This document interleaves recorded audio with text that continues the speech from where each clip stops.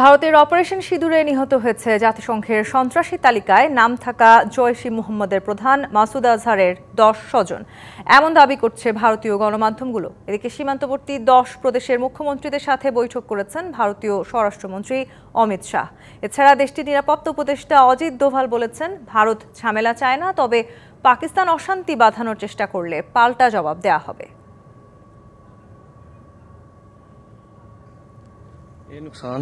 মঙ্গলবার দিবাগত রাতে 25 মিনিটে 24 বার হামলা চালানো হয় পাকিস্তান অধিকৃত কাশ্মীর ও পাঞ্জাব প্রদেশের 9টি স্থানে। ভারতের দাবি, এসব স্থানে ছিল পেহেলগামে হত্যাকাণ্ডে জড়িত সন্ত্রাসীদের আস্তানা।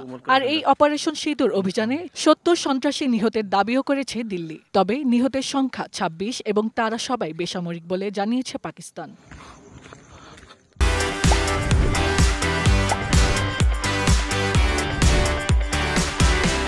এদিকে ভারতের গণমাধ্যমের দাবি, পাকিস্তানের চালানো হামলায় জৈশ-ই-মোহাম্মদের প্রধান মাওলানা মাসুদ আজহারের পরিবারের 10 সদস্য ও 4 ঘনিষ্ঠ সহযোগী নিহত হয়েছে। বলা হচ্ছে, নিহতদের মধ্যে রয়েছে আজহারের পরিবারের 5 শিশুও।